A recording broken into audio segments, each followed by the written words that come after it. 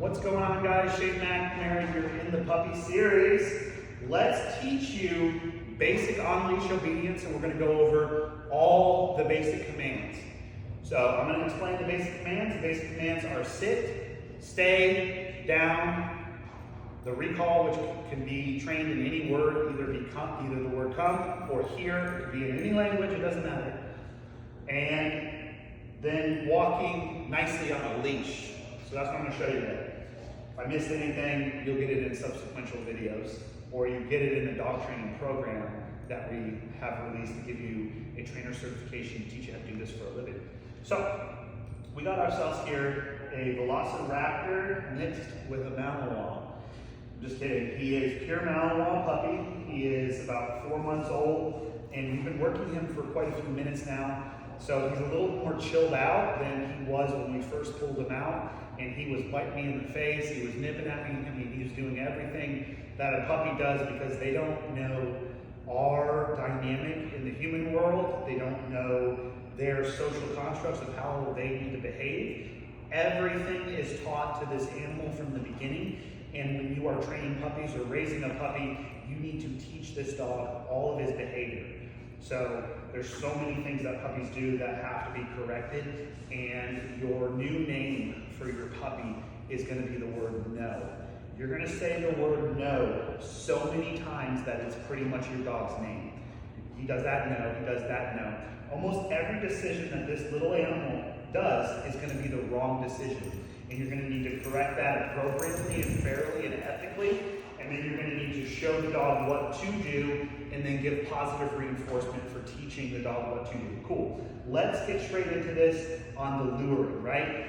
So we got treats, and not all treats are created equal for your puppy. You need to find one that is a higher value. Right now, this guy likes working for these Zooks treats. I don't get paid for endorsing Zooks, although Zooks, if you see this, you could start sending the checks anytime. So moving forward, when we're luring, we want to give it to the dog's nose. I want to be able to move my wrist and my hand however I have to, and I hold the treats in my hand and I covet them, usually with the thumb like that. I create a flat surface or a palm so that my hand does not get bitten by the dog. When it's flat, it's hard to be able to bite that. If I try to give this dog a treat with my fingers and stick that in his mouth, well, my fingers are going to get bit, right? So there is a method to my madness, and there is technique to giving this dog the treats the correct way. Sometimes I'm doing it underhand like this, other times I'm doing it overhand like this. So you have to get your dog's attention, because the puppy has attention deficit disorder at this age. They literally can't focus, but if I keep it in his face, I can keep luring him. So I'm going to lure him on a recall. This is the command of here. Here, yes! And then I'm going to pay the dog. And you also heard a sound that I made. So this is something that we teach in the online dog trainer course. The online dog trainer course teaches you about clear signals training and bridge words, marker words, you little silly boy. And that's something that you'll get if you upgrade and you decide that you want to really learn how to train dogs from start to finish, is clear signals training. One of the methods that we used in our military working dog program out of Lackman. So, luring, right? I'm luring for recall. Come, yes. So sometimes the puppy's over there, or if you have a puppy that's glued to you and won't stop focusing on you, you want to distract him, you throw a treat. See, his attention span is actually so short that he can't even focus on going to the treat. Now, he was too fast for me, but at the point that I threw that treat, right, I want to do a recall. Come, yes. Or if you were using the word here, you would have said here. So interchangeably, stick to one of them. Don't change up your commands. Be consistent. So we're going to work with the recall of here. So let's do that again. And I got to be quick on this. So his attention span and his speed, now while puppy is quick, he's like a little Formula 1 race car. So I throw it out. No, throw it out. He goes and gets it. Here, yes. And then I mark him head, right? So with him, ideally I don't need to distract him to get him away from me, but that's one of the tricks of getting your dog away from you so that you can teach the recall. Here, yes, good. And you see that I'm very visible with my luring. Here, yes, and I'm marking that behavior with that word of yes, very similar to the form of a clicker. It's working on the same psychology, the same Pavlov conditioning law. Yes! Good. Pavlovian was the word I was looking for. Here. Yes! All right, so that's how you teach your recall. You do this over and over and over with your puppy, and he's going to learn to come back to you when you do the recall command. Now let's teach the sit command, right? Oh boy. Sit and then lure into the position and then I reward the yes. I didn't say it that time because I was talking to you. Sit. Yes! He's trying to sit pretty there, and I've got to make sure that I start to get strict with him, otherwise he's going to play the game. Sit. Yes! So you saw me do two things there. I lured him into the position. I quickly punished him because he was like playing around with it and moving forward. The type of punishment that I gave him was negative punishment, withholding the treat from him.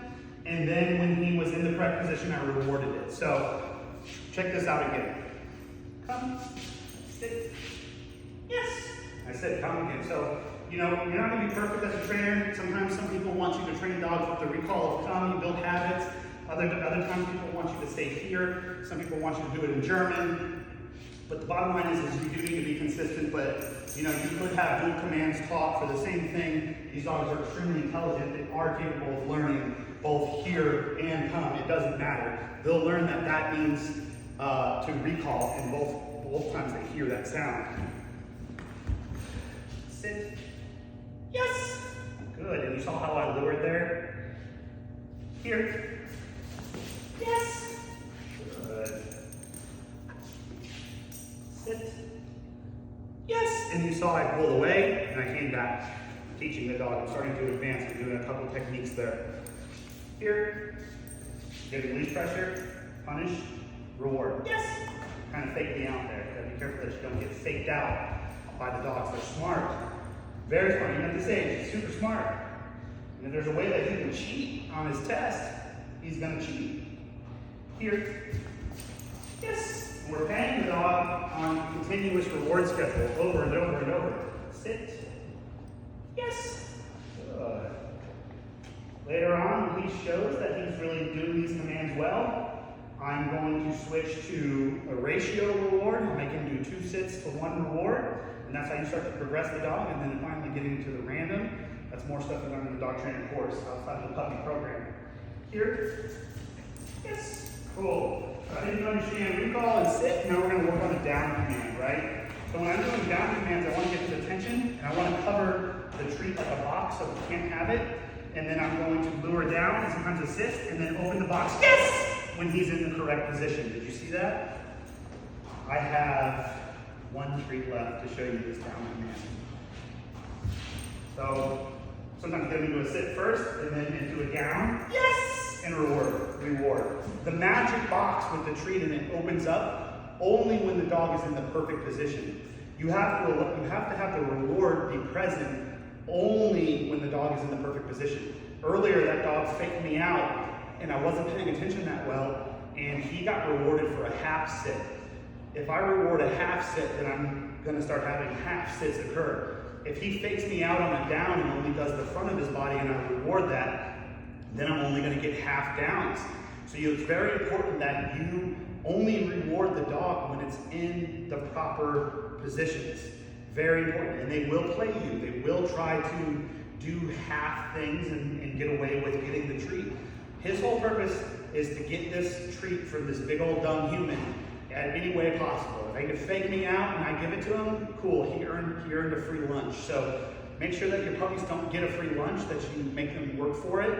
And that leads into the next lesson that we're going to talk about on just general overcare and taking care of your puppies and structuring their days. And all of that stuff matters because it builds upon foundationally over and over to how this dog is going to become as an adult. His routine, his structure really is a huge player on the later years of the dog and what he turns into. So I'll see you guys in the next module.